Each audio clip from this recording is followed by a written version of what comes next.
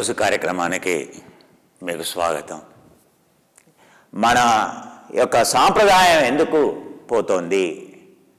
మన సాంప్రదాయాన్నే కోల్పోతున్నాం, గురు శిష్య పరంపరనే కోల్పోతున్నాం.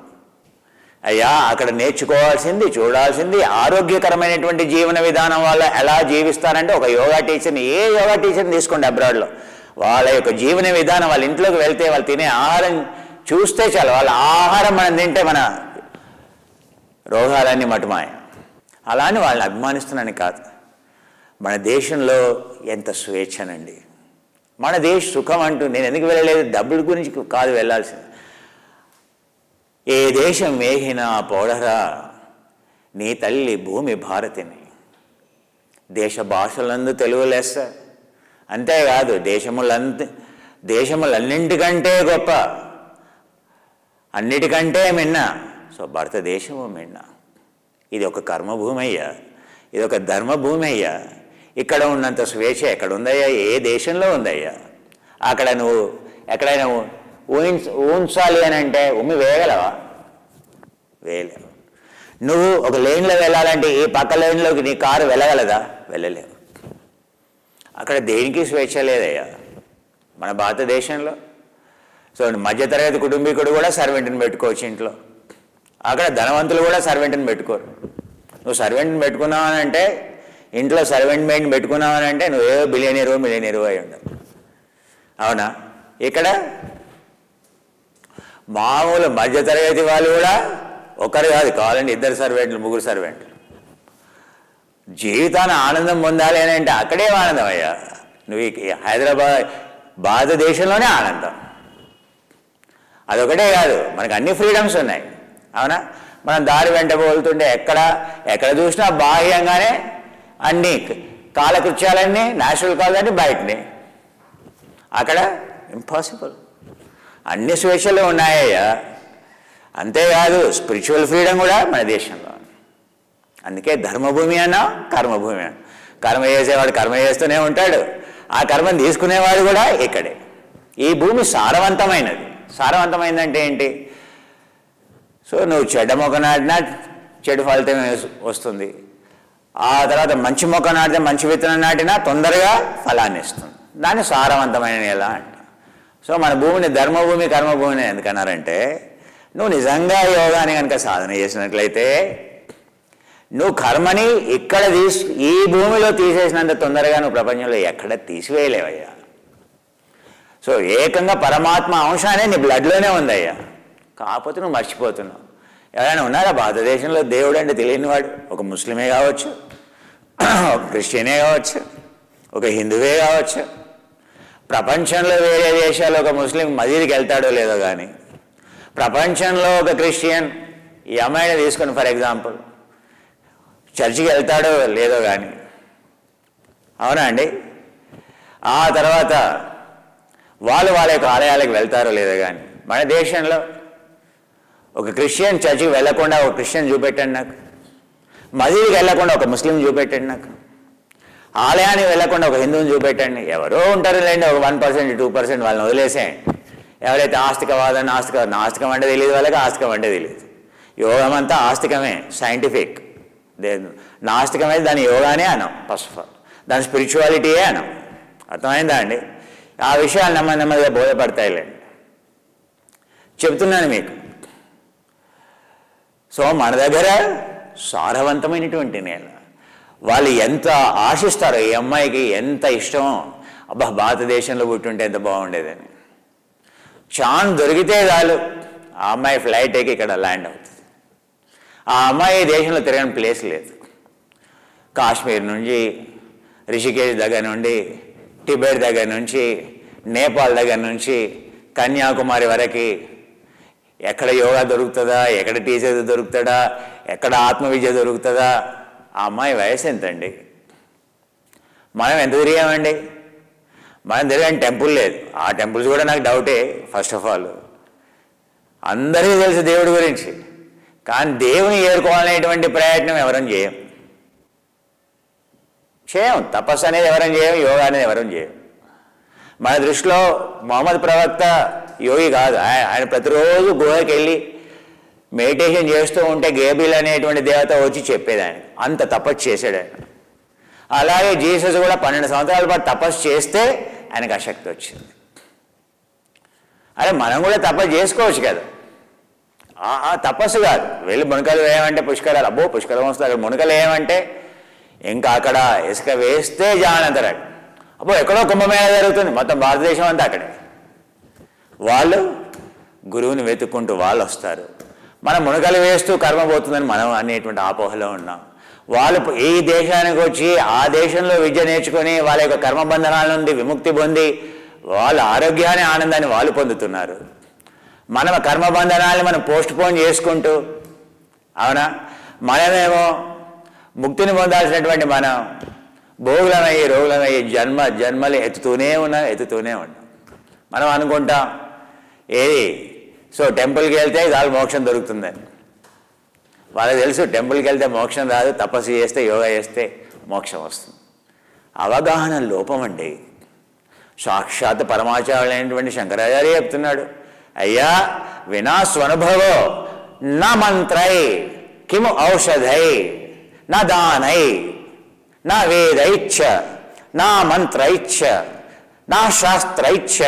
అయ్యా శాస్త్రాల వల్ల కానీ, ఈ వేదాల వల్ల కానీ, లేకపోతే ఈ దానాల వల్ల కానీ, ఈ మునకల వల్ల కానీ, మంత్రాల వల్ల కానీ, ఔషధాల వల్ల కానీ విముక్తి రాదని సాక్షాత్ పరమాచార్యులైనటువంటి శంకరాచార్య చెబుతున్నాడయ్యా. వినా ఆత్మ విముక్తి నలభ్యతే. ఆత్మ విముక్తి అనే ఆత్మ విద్య లేకపోతే నీకు విముక్తి అనేది అసాధ్యం. తపస్సు చేయమని ఆయన చెప్తున్నాడు. సాధన ఏమని చెప్తున్నాడు? వినా స్వనుభవో శాస్త్రజ్ఞానం నిష్ప్రయోజనం. నీవు అనుభవం సాధన లేకుండా నువ్వు శాస్త్రాలు ఏం చదువుతావయ్యా? భారతదేశంలో శాస్త్రం తెలియని వాడు లేడు. అవునా? దేవుని గురించి ఇప్పుడే చెప్పాను కదా, దేవుని గురించి తెలియని వాడు లేడు. కానీ నిజంగా దేవుడి గురించి తెలుసా? తెలియదు. మరి ఎందుకు సార్ ఇవన్నీ ఇచ్చారు? అవును ఇచ్చారయ్యా. సో ఆ శతనామావళి, సహస్రనామావళి, ఆ తర్వాత అష్టోత్తర నామావళి అనేది నువ్వు ఉదయం నుండి సాయంత్రం ఎందుకు నేర్చుకోవాలి అంటే, కనపడ్డ ప్రతి వ్యక్తి కాళ్ళ మీద పడి అది చదవాలి. చదివితే నువ్వు జీవితంలో పైకి వస్తావు. అహం బ్రహ్మాస్మి, అహం అనేది తొలగిపోవడానికి అదొక మార్గం అని ఇచ్చారు వాళ్ళు. అవునా? దేవుడి దగ్గర సహస్రనామాలు, ఆయనకి ఏం ప్రేయస్ అవసరం లేదు. నువ్వేదో ఆయన మెచ్చుకుంటే సో ఆయన ఏదో ఉప్పొంగిపోయి ఇంకేం కావాలి? ఇచ్చిన నువ్వు కోరుకున్న కోరికలన్నీ నెరవేరాయి కదా. ఏమైంది ఆఖరికి? సో శరీరంలో షుగర్ ఫ్యాక్టరీలో చేసినాయి. ఇక షుగరే అవసరం, లోపటే షుగర్. ఎప్పుడు షుగర్ ఫ్యాక్టరీలు వచ్చాయి, ఆ తర్వాత లోపల ఫ్యాట్ ఫ్యాక్టరీలు వచ్చాయి. సో లోపల సిల్వర్ హెయిర్ వచ్చాయి. సిల్వరు, గోల్డ్, పండ్లు చూస్తే గోల్డ్, హెయిర్ చూస్తే సిల్వర్, లోపల చూస్తే షుగర్ ఫ్యాక్టరీలు. రిచ్. ఇదే కదా మన ధనం. మనం సంపాదించింది ఏంటో మన దేశంలో చాలా ధనవంతులు. ఏ విధంగా ధనవంతులు అయ్యాయి? ఈ విధంగా మన ధనవంతులు. వాళ్ళు మనసు, ఆరోగ్యం, ఆనందం, అది వాళ్ళు. అన్ని పురుషార్థాలు వచ్చినా మళ్ళీ దేవుడి ముందు పోని నువ్వేమో ఆపేవా? మళ్ళీ వెళ్తావు. మళ్ళీ పెద్ద చీట, అబ్బా ఇదొకటి, ఆ ఒకటి ఇదొకటి. ఎప్పుడైనా ఒక రోజు అయినా సార్ అయిపోయింది, ఇంకా నాకు ఎలాంటి కోరికలు లేవు తండ్రి, నాకు చాలా వేసావు, ఇంకా నిన్ను రియలైజ్ కావాలి. ఏ విధంగా? కృష్ణ పరమాత్ముడు మరి అర్జునుడికి 18 చాప్టర్లు ఎందుకు చెప్పాలయ్యా? ఆవిడ తపస్సు చేయమని ఎందుకు చెప్పాలయ్యా? నిజంగా విముక్తి కనుక ఇచ్చినట్టయితే సాక్షాత్ భగవంతుడే మాట్లాడుతున్నాడు ఆయనకి. ఇక మరి ఈయనకి విముక్తి రావాలి కదనయ్యా. మళ్ళీ యోగ విద్య ఎందుకు చెప్తున్నాడయ్యా? యోగ ఎందుకు చేయమని చెప్తున్నాడయ్యా? సాక్షాత్ యమధర్మరాజే చెప్తున్నాడు నచికేతునికి, ఏమని? అయ్యా నువ్వు యోగా నేర్చుకుంటే మాత్రమే నీకు విముక్తి, అది మాత్రమే మార్గం. ఒక గొప్ప గురువు దగ్గరికి వెళ్ళు, సో నీకు ఆత్మవిద్య ఏమిటో చెప్పేటువంటి గురువు దగ్గరికి వెళ్ళు, సో ఆయన చెప్పేటువంటి విషయాలు నేర్చుకున్న నచికేత, అది మాత్రమే ఆత్మ విముక్తికి మార్గం అని సాక్షాత్ యమధర్మరాజే చెప్తున్నాడు. మనం దేవుడి దగ్గరికి వెళ్ళి భోగాలు కోరుకుంటాం, సుఖాలు కోరుకుంటాం. వాటి వల్ల వచ్చి ఏమొచ్చాయో చెప్పే షుగర్ ఫ్యాక్టరీలు, ఆ తర్వాత సిల్వర్ ఫ్యాక్టరీలు, ఇవి వచ్చాయి మనకి. అంటే అందుకే అవివేకము, అజ్ఞానము అని అంటాం. సో ఇది తేడా. నేనేదో నన్ను దేశించడం కాదు, ఇది కర్మభూమి అండి, ఇది ధర్మభూమి. కొన్ని వేల సంవత్సరాల ఘన చరిత్ర కలిగినటువంటి ఒక వేద భూమి. అంటే ఏమిటి? విద్య. ఎవరిని చూసినా విజ్డమే. అవునా? మీరు ఎప్పుడైనా మీ ఇంట్లో సంకల్పం చదువుతారు కదా పూజ చేస్తే, షోడశోపచార పూజలో. ఆ సంకల్పం చదవమనకూడదు. మీ పురోహితుని అడగండి. మహాసంకల్పం అనేది ఒకటి ఉంటుంది. విశేష కార్యక్రమాల యందు, విశేష పూజల యందు, విశేష క్రతువుల యందు, విశేష యాగముల యందు మహాసంకల్పం చదవాలి. ఒకసారి ఆ మహాసంకల్పం చదవమనయ్యా. ఆ మహాసంకల్పం ఎక్స్ప్లెయిన్ చేయమనవయ్యా. అందులో ఏముంటుందో చూడవయ్యా. భారతదేశంలో ఉండేటువంటి అందరూ, ఏ కులమైనా ఏ మతమైనా, సో ఇర్రెస్పెక్టివ్ ఆఫ్ అన్ని మతాల వాళ్ళు, అన్ని భాషల వాళ్ళు, అన్ని కులాల వాళ్ళు భారతదేశంలో వాళ్ళ యొక్క కాన్స్టిట్యూషన్ అంటే వాళ్ళు ఫాలో అయ్యేటువంటి కాన్స్టిట్యూషన్ ఏమని చెప్తున్నాడయ్యా? ఓన్లీ అష్టాంగ యోగ. అందుకే పతంజలి ఏం చెప్పాడు? అథ యోగానుశాసనం.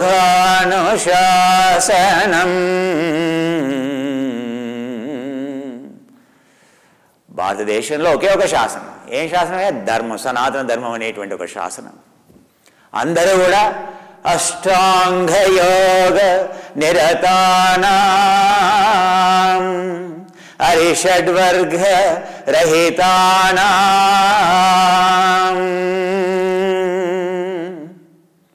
భారతదేశంలో ఉండేటువంటి ప్రజలందరూ యమ నియమ ఆసన ప్రాణాయామ ప్రత్యాహార ధారణ ధ్యాన సమాధి సాధనం నిష్ణాత్. అది సాధన చేసి అందులో నిష్ణాతుని పొంది విముక్తిని పొంది అరిషడ్వర్గాల్ని జయించి, ఎక్కడ చూసినా ధనరాశులేనంట. మార్కెట్లో అంగట్లో ఎక్కడ చూసినా ఏది రత్నాలు, నవరత్నాలు, డైమండ్లు. ఎవరు వాటిని పట్టించుకోలేదట్నయ్యా. అరే ఆ రాళ్ళు నాకెందుకయ్యా? వాటి పట్ల ఎవరికి ఇంట్రెస్ట్ లేదంట. పుణ్యనది విరాజితాం సేవితాం మునై. ఈ దేశంలో ఉండేటువంటి అరణ్యాలన్నీ, ఈ దేశంలో ఉండేటువంటి నదులన్నీ, ఈ దేశంలో ఉండేటువంటి పర్వతాలపైన అవన్నీ దేనికయ్యా నిలవు? ఋషులకి, మునులకి, సాధువులకి బ్రహ్మ విద్యను చెప్పేటువంటి. సో వాటికి ఈ నగరాలు, ఈ యొక్క నదులు, ఈ యొక్క పర్వతాలు, ఈ యొక్క అరణ్యాలన్నీ నిలవై ఉన్నాయని చెప్తున్నాడు. మరి ఈరోజయ్యా అంత గొప్ప చరిత్ర కలిగినటువంటి మనం అసలు దేవుడు ఉన్నాడా? I don't believe it. దేవుడు అరే ఏంటి నువ్వు బాలే కబుర్లు చెప్తే చూసినావా నువ్వు? 100 సంవత్సరాల క్రితం బ్యాక్టీరియా ఉందంటే అవునా? బ్యాక్టీరియా కూడా నువ్వు భలే చెప్తున్నావా? ఇప్పుడు బ్యాక్టీరియా ఉందనేటువంటి విషయం తెలుసుకున్నావా? అంటే సైన్స్ ఇంత డెవలప్ అయ్యి 100 సంవత్సరాలు బట్టి 100 సంవత్సరాల తర్వాత ఓహో బ్యాక్టీరియా అనేది మైక్రోస్కోప్ కనుక్కున్న తర్వాత ఓహో బ్యాక్టీరియా అంటే అది చెప్పేంత వరకు బ్యాక్టీరియా లేదా అన్నయ్య. అప్పుడు నేను 100 సంవత్సరాల క్రితం బ్యాక్టీరియా ఉందని చెప్తే నువ్వు నన్ను ఏమనేవాడు అయ్యా? ఎక్కిరిచ్చేవాడు. ఈ సైన్స్ ఏ లెవెల్లో ఉందయ్యా? మన వాళ్ళేమో అద్వైతాన్ని, సింగులారిటీని, పరబ్రహ్మని, అతి సూక్ష్మమైనటువంటి సత్యాన్ని వాళ్ళు చెబితే మనమేమో ఏంటంటే మనం చూడకపోయినంత మాత్రాన అది లేనట్ట. పోనీ అది ఉన్నదని నమ్మకపోయినా దానికి కన్నే లేదని చెప్పడం ఎందుకయ్యా? లేదని చెప్పడం ఎందుకయ్యా? ఇది మన యొక్క వాళ్ళ ఆల్బర్ట్ ఐన్స్టైన్ దగ్గర నుంచి, ఆపెన్ హైమర్ దగ్గర నుండి, ష్రోడింగర్ దగ్గర నుంచి, హైసెన్బర్గ్ దగ్గర నుంచి, ఎవరైతే క్వాంటమ్ ఫిజిక్స్లో నిష్ణాతులో, ఎవరైతే ఈ ప్రపంచం ఈరోజు పనిచేసేటువంటి విధానం పూర్తిగా మారిపోయిందో, ఏది కంప్యూటర్స్ నడుస్తున్నాయి, మొబైల్ ఫోన్కి బ్యాటరీ వస్తుంది, ఇదంతా ఎవరి వల్ల? ఆల్బర్ట్ ఐన్స్టైన్ వల్ల. ఇదంతా ఎవరి వల్ల? ఈ శాస్త్రజ్ఞుల వల్ల. వాళ్ళు భగవద్గీత చదవని రోజు లేదు, వాళ్ళు వేదాంతం చదవని రోజు లేదు.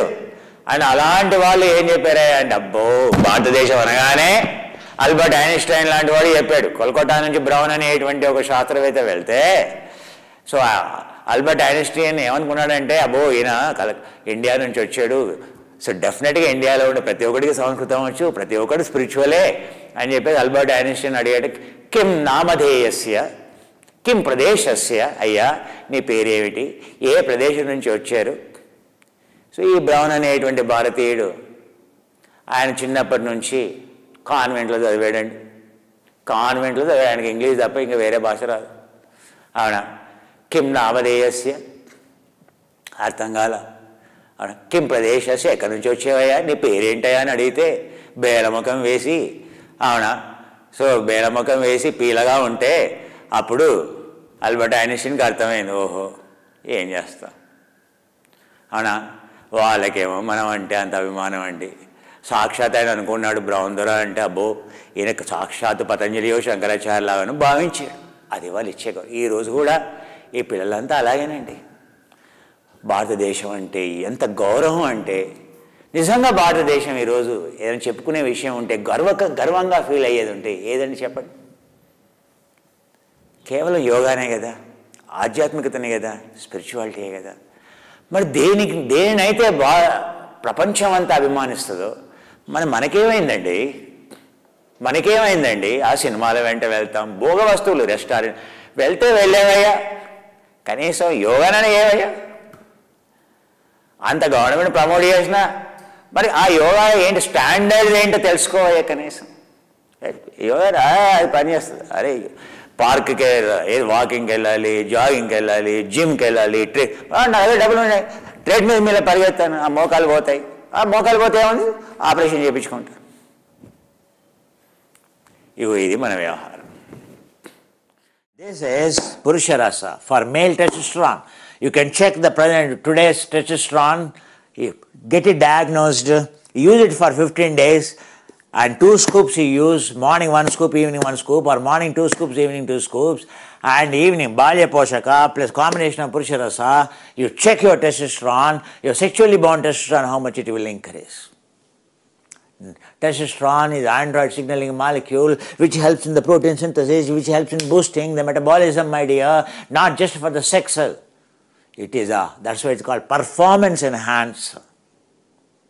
Because brain performance, protein synthesis, everything linked. So even for the females, it is required. If you are using Taruni Rasa, so this you should do alternate day, at least one scoop a female should use for their actually healthy menstrual cycle.